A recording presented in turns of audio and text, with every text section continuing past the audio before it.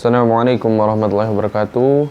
Sahabat Muslim, kami di sini akan menjelaskan bagaimana tata cara adab-adab kepada mayit, mulai dari sakaratul maut sampai dikuburkan.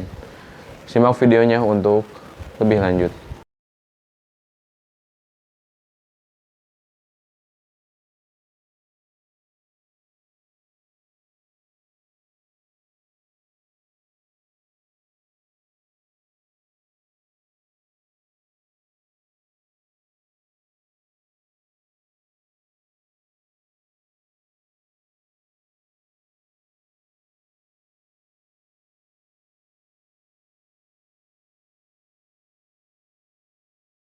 Bismillahirrahmanirrahim. Kita sebagai manusia yang masih hidup dan juga sehat memiliki beberapa kewajiban untuk mengurus atau merawat orang yang sakit dan juga meninggal. Nah, di antara kewajiban-kewajiban tersebut, yang pertama yaitu ketika terkena musibah, kita menengoknya. Hal-hal yang perlu diperhatikan ketika menengok orang yang sakit, yang pertama itu dianjurkan menengok, yang kedua dianjurkan mengirim makanan atau yang lainnya, dan ketiga mendoakan yang sakit. Lalu kewajiban yang kedua yaitu mentakilkan di saat sakaratul maut. Karena Abu Sa'id Al-Khudri berkata, Rasulullah Shallallahu Alaihi Wasallam bersabda, takilkanlah orang yang akan meninggal di antara kalian dengan ucapan la ilaha illallah. Karena barang siapa yang mengucapkan kalimat la ilaha illallah di saat terakhirnya, maka ia akan masuk surga. Hadis riwayat Abu Daud. Lalu kita juga harus memiliki adab terhadap jenazah yang baru saja meninggal. Yang pertama mengucapkan inna lillahi wa inna ilaihi roji'un. Lalu yang kedua memejamkan kedua matanya, karena apabila ruh telah dicabut maka penglihatan akan mengikutinya dan keluarganya pun meratap histeris. Hadis riwayat Muslim. Lalu adab terhadap jenazah yang ketiga yaitu menghadapkan jenazah ke arah kiblat. Lalu adab jenazah yang keempat, yaitu menutupinya dengan kain yang bisa menutupi sekujur tubuhnya.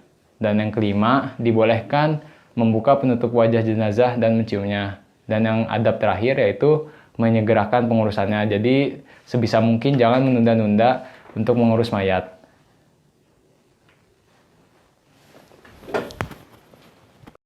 Bismillahirrahmanirrahim. Sekarang kita sudah berada di tahapan memandikan jenazah. Di antara adab-adab memandikan jenazah, yang pertama dimulai dengan niat. Niat ini tidak dilafazkan tapi diniatkan kuat dalam hati. Kemudian menutupi aurat jenazah, jika laki-laki dimulai dari kemaluannya sampai lututnya, jika perempuan maka seluruh tubuhnya. Yang ketiga adalah memperlakukan mayat dengan lembut, karena barang siapa yang mematahkan tulang-tulang mayat maka sama seperti orang yang mematahkan tulang-tulang orang yang masih hidup. Kemudian tidak membicarakan aibnya, ya. Dan kemudian juga memandikan jenazah itu oleh orang-orang yang terdekatnya seperti keluarganya atau istrinya. Baik ya, langkah-langkah sebelum memandikan jenazah yaitu mencabut. Nah, seperti ini mencabut jamnya ya, mencabut jamnya. Terus mencabut, jika ada gigi palsunya maka dicabut gigi palsunya. Dan sebaiknya juga petugas ya, petugas jika mayat di sini kotor seperti apa gitu, kita bisa menggunakan pakaian yang tidak menembus baju kita dan memakai sarung tangan. Tapi kalau ini mayatnya steril gitu ya, jadi kita mandi seperti ini juga tidak apa-apa. Dan kemudian langkahnya yang selanjutnya adalah kita ini membersihkan duburnya, ya, membersihkan duburnya, membersihkan kotoran-kotoran yang ada di sini. Ini semuanya kita bersihkan dan kemudian membersihkan duburnya. Caranya seperti apa? Seperti orang yang mau melahirkan. Ini kakinya seperti ini, ya. Kemudian kita bersihkan, atau kita bisa angkat ininya biar lebih keluar. Bisa diangkat. Nah, bisa diangkat kemudian. Tapi pelakukan mayat ini dengan cara yang halus ya. Nah, di sini kita langsung aja ini perutnya, kemudian bersihkan seperti itu. Oke, selesai. Jika dipastikan sudah bersih semuanya, kita bisa cek pakai kain ya, apakah sudah bersih semuanya. Jika sudah, maka ya sudah gitu. Nah, langkah selanjutnya adalah memulai proses memandikan jenazah.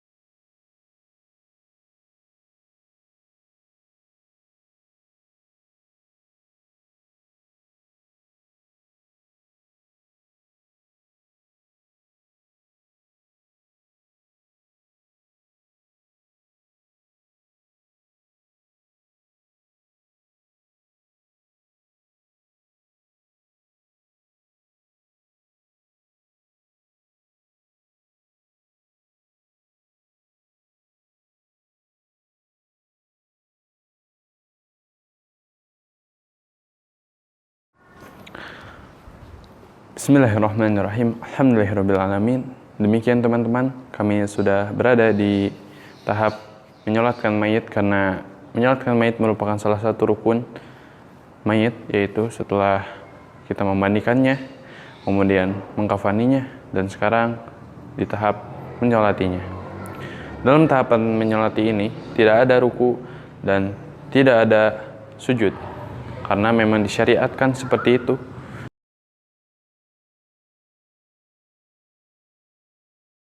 Kemudian di dalamnya terdapat 4 takbir. Takbir yang pertama dimulai dengan membaca Al-Fatihah, yang kedua membaca sholawat, yang ketiga membaca doa.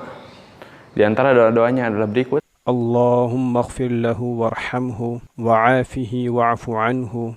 Kemudian di takbir keempat yaitu membaca doa untuk si mayit, dan diakhiri dengan salam seperti sholat pada umumnya. Dan demikian sholat pun selesai, tinggal memasuki rukun selanjutnya yaitu menguburi mayat.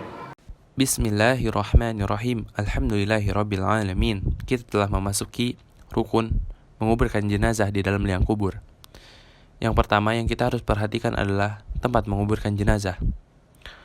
Tempat menguburkan jenazah ini diharuskan di area pekuburan atau tanah yang memang biasa dipakaikan tempat kubur. Adapun Rasulullah SAW yang dikuburkan di dalam kamarnya, di dalam kamar Aisyah, hal itu merupakan kekhususan beliau. Dan terdapat waktu-waktu terlarang menguburkan jenazah, yaitu ketika muncul matahari, ketika matahari berada di tengah-tengah, dan ketika matahari tenggelam. Namun, ketika matahari tenggelam ini boleh dilakukan kecuali terpaksa.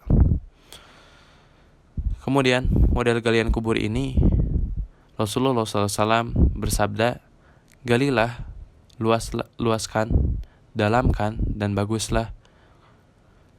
Dan ini merupakan hal-hal yang dianjurkan oleh Rasulullah SAW. Umumnya, menguburkan jenazah yaitu 120 cm ke dalam, kemudian di dalamnya terdapat ruang kecil sebesar 55 kali 25 cm atau 55 kali 50 untuk dimasukkan mayatnya. Yang menguburkan jenazah diharuskan laki-laki, tidak boleh perempuan meskipun jenazah tersebut adalah perempuan. Tata cara meletakkan jenazah kubur.